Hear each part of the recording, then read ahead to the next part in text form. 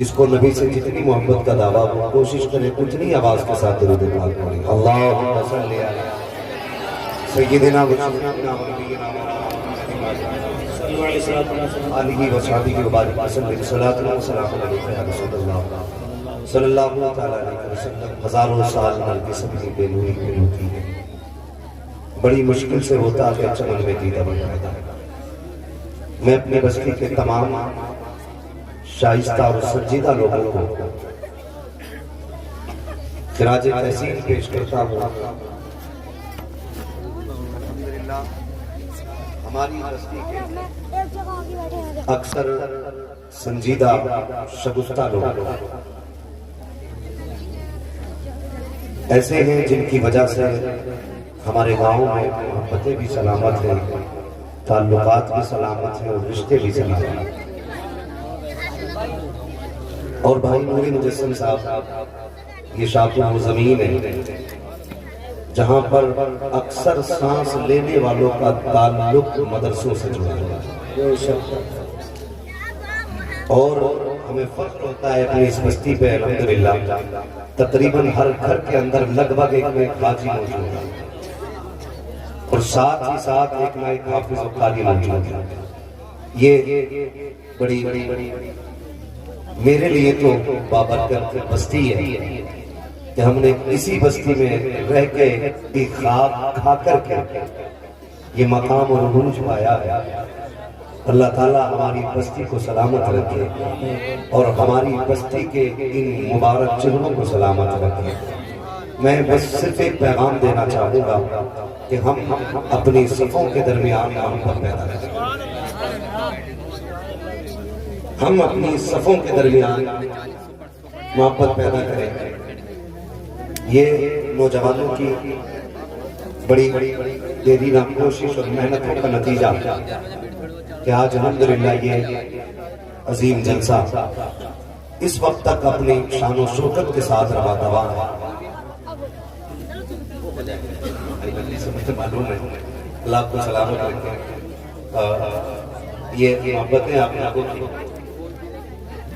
حاضری ہوئی، ابھی بھی کیسے پہنچے یہ اللہ ہی جانتا ہے۔ اگلی بات نہیں کرنی، بہرحال اللہ سلامت رکھے۔ میں ان نوجوانوں کو مبارکباد پیش کرتا ہوں۔ خدا را بس اتنا خیال کیجیے گا کبھی کسی سے بھی ذات کو لے کے مقابلہ نہیں کرنا، سمجھ رہے ہیں نا میرے جملے؟ کبھی کسی کو لے کر کے ذات کو لے کر کے مقابلہ نہیں کرنا۔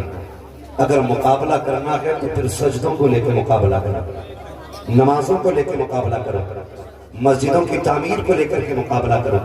مقابلہ کی کرنا ہے تو اپنے بیٹوں کو حافظ بنانے میں مقابلہ کرو، اگر مقابلہ کی کرنا ہے تو اپنے ماں باپ کو حاجی بنانے میں مقابلہ کرو۔ کبھی کسی کو چھوٹا کرنے کے لیے نہیں، اگر کوشش کرنا تو بڑا کرنے کے لیے مقابلہ کرو، بڑا کرنے کے لیے مقابلہ کرنا۔ اللہ سلامت رکھے ہماری اس بستی کو۔ خدا را ماحول کیا ہے یہ سب جانتے ہیں، دور کیا چل رہا ہے یہ بھی سب جانتے ہیں، لیکن آج ضرورت ہے کہ حضور کی امت ایک جگہ اتفاق کے ساتھ بیٹھ جائے۔ یہ سب سے بڑی بات ہے، ایک جگہ اتفاق کے لیے اتفاق کے ساتھ بیٹھ جائے۔ آج ہماری اختلافات کی کئی ساری وجوہات ہیں۔ بہت بہتر خطاب آپ نے مولانا ہاشم صاحب سے، مفتی ہاشم صاحب سے یہ سنا مسئلہ کی عادت کے حوالے سے، لیکن میں بھی ایک بات کہتا ہوں، میری تقریر طبع یار کو بے چین کرتی ہے، سبب کیا کہ وہی کہتا ہوں جو دل پر گزرتی ہے۔ میں چند باتیں آپ سے کہنا چاہتا ہوں۔ یہ جو اختلافات کی وجوہات ہیں اگر انہیں دیکھا جائے تو ان کی حقیقت کچھ بھی نہیں ہے۔ یا تو جھگڑے ذات کو لے کے، یا تو جھگڑے ذات کو لے کر کے، یا جھگڑے سلسلوں کو لے کر کے، یا تو کوئی اس لیے چڑھتا ہے کہ یہ اعلیٰ حضرت والا ہے، یا کوئی اس لیے غصہ آتا کسی کو یہ شان شرافت والا ہے، کسی کو یہ خیال نہیں آتا کہ یہ کون سا مدینے والے محمد والا ہے۔ کم سے کم حضور کے نام پہ ایک ہو جانا چاہیے۔ اگر بات ذات کی جائے تو ساری برادری اپنی جگہ ہے۔ قیامت کے دن سے دو ہی لائنیں لگیں گی، ایک لائن جنتیوں کی ہوگی، دوسری لائن جہنمیوں کی ہوگی۔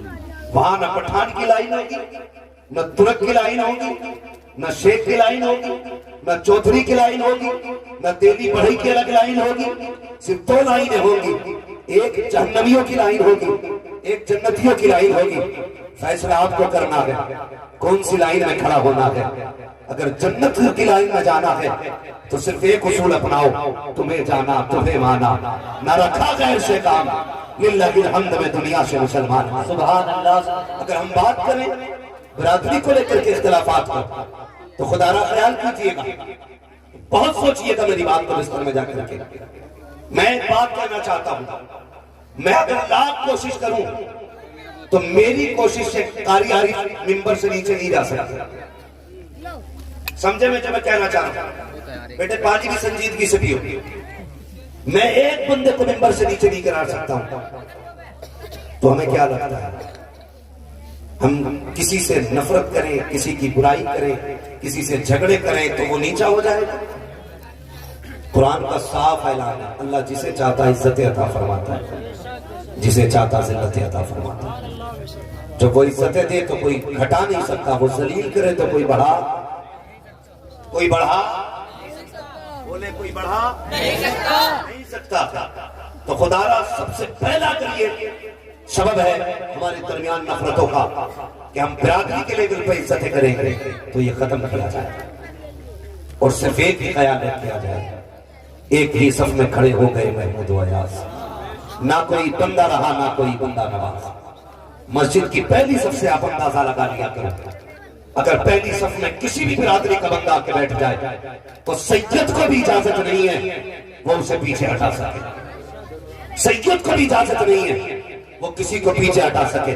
اور آگے بڑھ کے آپ دیکھیں، ننیہال جاتے ہو ڈریس جدا ہوتی ہے، سسرال جاتے ہو کپڑے الگ ہوتے ہیں، یہ چھوٹے چھوٹے سفر ہوتے ہیں، سب کے کپڑے مرضی کے مطابق ہوتے ہیں، لیکن جب حرم شریف جایا کرتے ہو بتاؤ تو صحیح کس کے کپڑے جدا ہوتے ہیں؟ سب کو رب نے کہا ایک لباس میں آنا پڑے گا، ایک کلر میں آنا پڑے گا۔ مالک وجہ کیا ہے؟ کہا سنت میں یاد رہی ہے، جب جمعے کو فرض کیا گیا ایک مسجد میں جمع کر کے دکھایا کہ یہ اللہ کے بندے ہیں۔ جب عید کو فرض کیا گیا ہم نے ایک عیدگاہ میں لا کے کھڑا کیا، ایک واجب کو ادا کرو اکٹھا ہو کر کے تاکہ دنیا کو پتہ چل جائے یہ ایک علاقے والے ایک خدا کو ماننے والے ہیں۔ پھر تمہیں یہاں سے اٹھایا گیا، حرم کی زمین پہ لایا گیا، کہا سنو اب بڑی بارگاہ میں آ گئے ہو، اب صرف ایک شہر کے نہیں آئیں گے، ایک ملک کے نہیں آئیں گے، ایک خطے کے نہیں آئیں گے، کونے کونے کے آنے ہیں۔ ایک کام کرنا، لباس وہ پہننا جو ہمیں پسند ہو، کلر وہ پہننا جو ہمیں پسند ہو۔ مالک بتا تو صحیح کیا دینا چاہتا ہے؟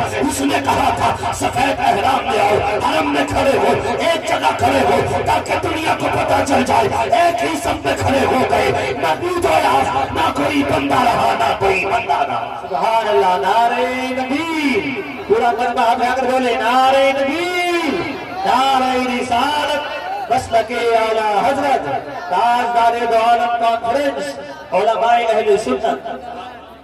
بتاؤ تو صحیح، اس نے ایک لباس میں اس لیے بلایا تاکہ کپڑوں کا فرق مٹ جائے، ایک صف میں اس لیے کھڑا کیا تاکہ نسلوں کا فرق مٹ جائے۔ ہم پوری زندگی ہو گئی باہر بھی بناتے ہے کہ نہیں؟ اللہ آپ کو سلامت رکھے۔ میں سلام کرتا ہوں اپنی بستی والوں کو، جب جلوس میں ایک ساتھ نکلتے خدا کی قسم حضور کا پیغام نظر آیا کرتا ہے جب جلوس میں ایک ساتھ نکلا۔ اور یاد رکھیے گا قیامت کے دن یہ نہیں پوچھا جائے گا پورک کا بیٹا تھا کہ شیخ کا۔ ہاں نسب پہ کوئی گھمنڈ نہ کرے، نہ میں نہ وہاں عزتیں انہیں ملا کرتی ہیں جن کے دل میں حضور رہا کرتے ہیں۔ اب دیکھا یہ جانا ہے کس کا رشتہ حضور سے مضبوط ہے۔ یہ کئی جگہ گولی چل گئی، اس کی ہمت کیسے ہوئی اپنی سب میں آ گیا؟ یہ اب پنکھا تو میں نے ابا نے دیا، تیرے باپ کی جاگیر ہے، جب تک تیری جیب میں تھا تیرا تھا، جب سے مسجد میں آ گیا یہ خدا کا ہوگا۔ اب آپ لوٹا بھی نہیں چھین سکتے کسی سے، مسلح تو بڑی بات ہے، ہاں مسلح تو بڑی بات ہے، لوٹا نہیں چھین سکتے۔ چل یار لوٹا بھی اٹھ سکتا ہے ایک طرف کو، ٹونٹی پہ نہیں روک سکتے کسی کو آپ، وہ بھی ہٹیے جو جوتے مسجد کے گیٹ میں رکھے ہیں انہیں بھی آپ آگے پیچھے نہیں کر سکتے۔ اس لیے کہ یہاں جوتے اس کے آگے آئیں گے جو مسجد میں پہلے آگے بیٹھے گا۔ یہ بچے آگے بیٹھے، اللہ آپ کو سلامت رکھے، یہ بچے آگے اس لیے بیٹھے کہ یقیناً یہ شروع میں آگے بیٹھ گئے ہوں گے نا، اس لیے آگے بیٹھے نا کہ یہ شروع میں آگے بیٹھ گئے ہوں گے، ابھی نہ کوئی ہٹانے لگے اور کہے چل بھائی نکل یہاں سے، یہ تیری جگہ نہیں ہے، ہم بیٹھے ہیں۔ تو ذرا سوچو تو صحیح، جتنے حضور ہمارے ہیں اتنے ہی بچوں کے بھی حضور ہیں۔